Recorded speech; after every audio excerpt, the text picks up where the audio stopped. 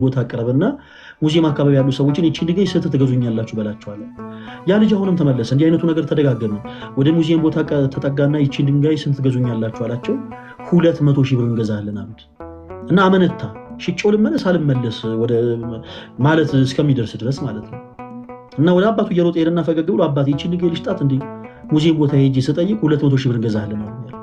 በስተመጨረሻ አባትየው አንድ ቦታ ብቻ ይቀራል፣ አንድ ቦታ ልላክህ፣ የከበረ ማዕድን ማውጫ ያለበት ቦታ ሄድና እቺን ድንጋይ ስንት ትገዙኛላችሁ በላቸዋል።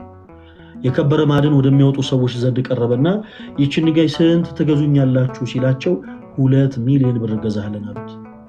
እና የልጅ እየሮጠ ተመለሰ ወደ አባቱ። አባቴ 2 ሚሊዮን ብር እንገዛለን አሉኛል። አባቱ አንድ ነገር ነበር ሊያሰብር የፈለገው ለልጁ። አያችሁ ዋጋ ከፍ ባለበት ቦታ ዋል ይለው። በቃ ለልጁ ማስተማር የፈለገው ነገር ያ ነው። ዋጋ ከፍ ባለበት ቦታ ዋል ሲል ያቺን ድንጋይ በጠጠር መሸጫ፣ በወርቅ መሸጫ፣ በሙዚየም ቦታዎች እናም ደግሞ በከበሩ ማዕድን በሚወጡበት ቦታዎች ሁሉ እየላከ ዋጓ ስንት እንደሆነች እንዲጠይቅ አደረገ። ተወዳጆች ትዳርም ልክ እንደዛ ነው። እህቴ ለአንቺ ዋጋ የሌለው ሰው ጋር ትዳር ብትጀምሪ በተመሳሳይ በቃ የፈለገ ውስጥሽ እኮ የፈለገ አቅም ሊኖር ይችላል፣ የፈለገ ኢነርጂ ሊኖር ይችላል፣ የፈለገ ለትዳር ታማኝ ሴት ልትኖር ይችላል። ግን ምንም ክብር ሳታገኝ ነው የምትኖር፣ ምንም አይነት ክብር። ስለዚህ ልክ እንደዛሽ ጠጠር ኦኬ ክብርሽ ከፍ ያለበትን ቦታ ፈልገሽ ማረፍን ወቂበት። ወንድሜ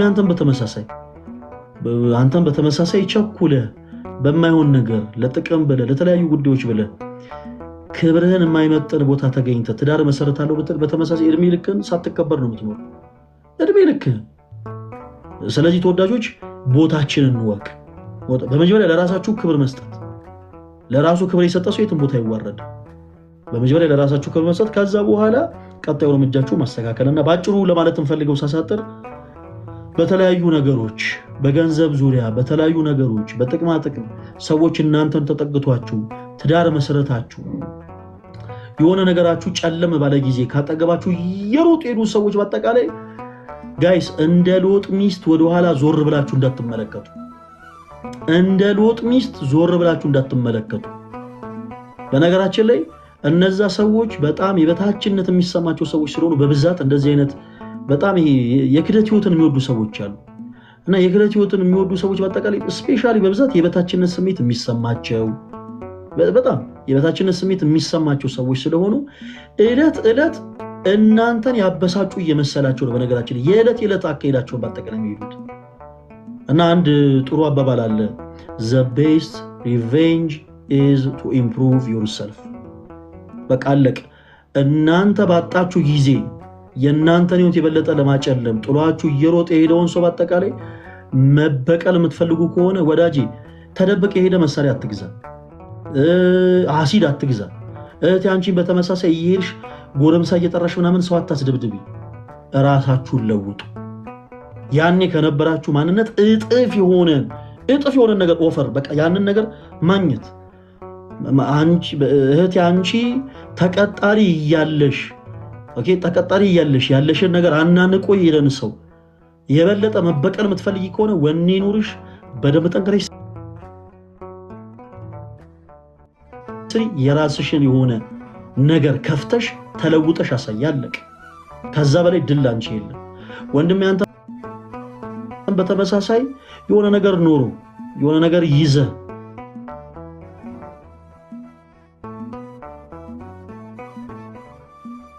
ደግሞ የሆነ ገንዘብህን በጎደለ ጊዜ ካንተ ጥለ ለመሄድ ብትሞክር ኦኬ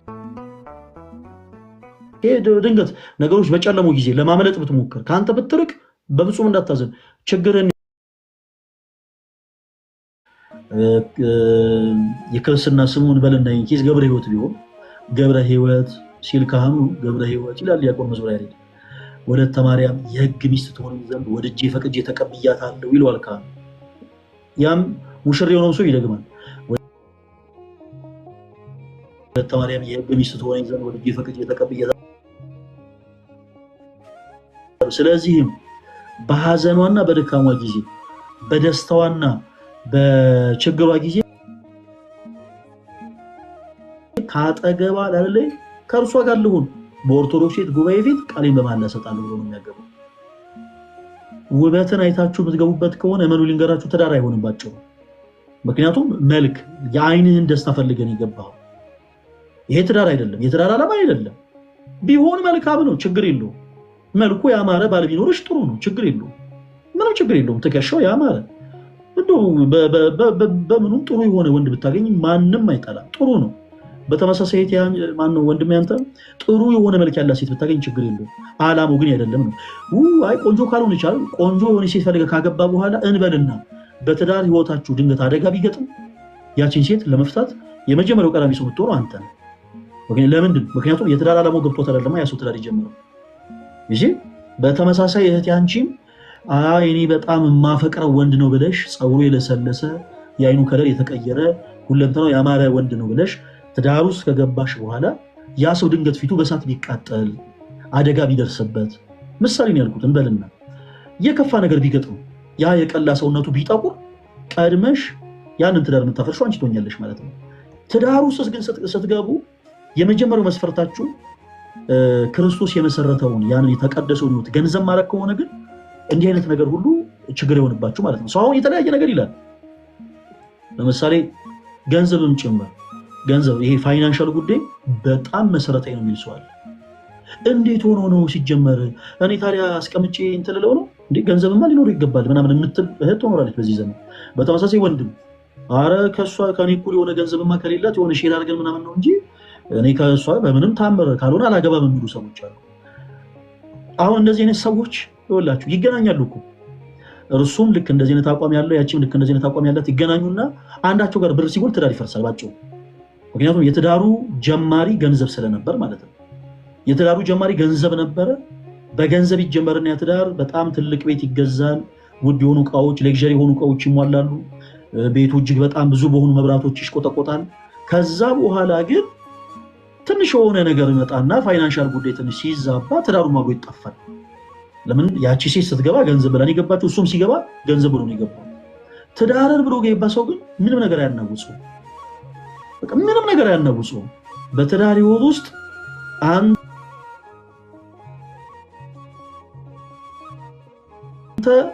በቤተ መቅደሱ በር ተጠግተህ እግዚአብሔር አምላክህን ጌታ ሆይ አንተን የምትፈራ ሃይማኖት ያላት እኔን ቤተሰቦችን የምታከብር ታማኝ የሆነችን ሴት ስጠኝ ብለህ ስትጸልይ ያቺን ሴት እግዚአብሔር አምላክ ሲሰጥ ብራዘር ገንዘብ ብታጣ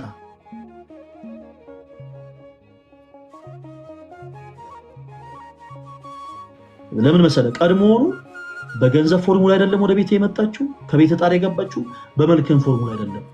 ኦኬ ይሄ በተቀደሰ የትዳር ህይወት ነው። እግዚአብሔርን አስቀድም ማለት ነው።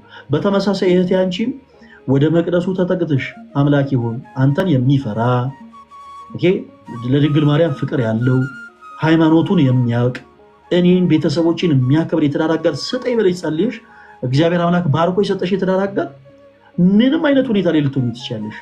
ኢቨን ወልደሽ ልጆችን፣ በተለይ ሴቶች በጣም ከባድ የሆነ ታይም የሚያሳልፉት በነገራችን ላይ ተቸግሮ አይደለም ልጆች ወልደው። በዚህ አጋጣሚ ባሎች መረዳት አለባቸው። ልጆች ወልደሽ ሰውነትሽ እንደ በፊት ሳይሆን ቀርቶ ወፍሮ ሁለንተናሽ ተበላሽቶ ደም እየፈሰሰሽ ባለሽበት ሰዓት ላይ እንኳን ካጠገብሽ ይቆማል። በቃ ትክክለኛ የሆነ ባል ማለት ልክ እንደዚህ ሆነ። ግን መልክሽን አይቶ የመጣ ባል ግን ፊትሽ ትንሽ ማዲያ ሲሆን ውጭ መመልከት ይጀምራል። ላይፈታሽ ይችላል። ኦኬ ውጭ እያመነዘረ መምጣት ይጀምራል ማለት ነው። ላይፈታሽ ይችላል እኮ ካጠገብሽ ሊሆን ይችላል፣ ግን ማመንዘር ይጀምራል። ፊትሽ ማዲያት ሲሆን፣ ፊትሽ መጥቆር ሲጀምር፣ ከአቅም በላይ ሲወፍር አንቺን ትቶ መሄድ ይጀምራል። ለምን? ቀድሞም ሲገባ የተገባው መልክ ታይቶ ስለነበር። ኦኬ ልክ በዛ ሁኔታ ላይ ሆነሽ እኮ ገንዘብ ድንገት ሊጎልሽ፣ ሌሎች ነገሮች ግን አሪፍ ሆኖ ሊሆን ይችላል። ገንዘብሽን አይቶ የገባው ሰው በተመሳሳይ ሌላ ገንዘብ ያላትን ሴት በውስጥ መውራት ይጀምራል። የማይካድ እውነት ነው። አቁ ትልቁ ዋቂያ ነው። ስለዚህ እፎይ ብላችሁ በትዳር ህይወት መኖር የምትፈልጉ ከሆነ ቀሉ ቀልድ ነው።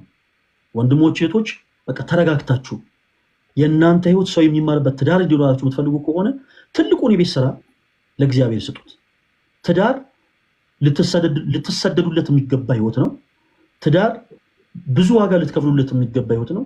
ስለዚህ የምትችሉ ከሆነ ሱባኤ የያዙበት፣ ጸሎት አድርጉበት፣ ስለትም ቢሆን ተሳሉበት። ሰው ለተራም ነገር ስለት ይሳላል እና ለዚህ ለከበረ ህይወት ደግሞ ክርስቲያኖች ወንድሞች ዋጋ ክፈሉለት። ሰማዕትነት ነው። በትዳር ህይወት ታምኖ መኖር ሰማዕትነት ነው። በትዳር ህይወት ስኬታማ ሆኖ መኖር ሰማዕትነት ነው። ስለዚህ ከሁሉ በፊት ሁሉም ነገር መልካም ነው፣ ችግር የለውም። ሰው ፍላጎቱን ያሟላ። ያው ገንዘብ ማለት የለበትም ስንል ገንዘብ አያስፈልግም ማለት አይደለም። ገንዘቡንም ያሟላ፣ ጥሩ የሆነ ቆንጆ የሆነች ሚስት የሚፈልግ፣ ቆንጆ የሆነ ባለም ትፈልግ። ትልቁ ግን የትዳር ዓላማው ግን ያ ስላልሆነ በመጀመሪያ የትዳር ዓላማውን ግቡን አውቆ ተረድቶ ያንን ማሳካት ያስፈልጋል። ካልሆነ ግን እመሩ ልንገራችሁ ብዙ አትራመዱ። ባጭሩ ይቋጫል። በቃ ባጭሩ ያንን እንድታውቁ ብዬ ነው። አመሰግናለሁ። ዲያቆንዬ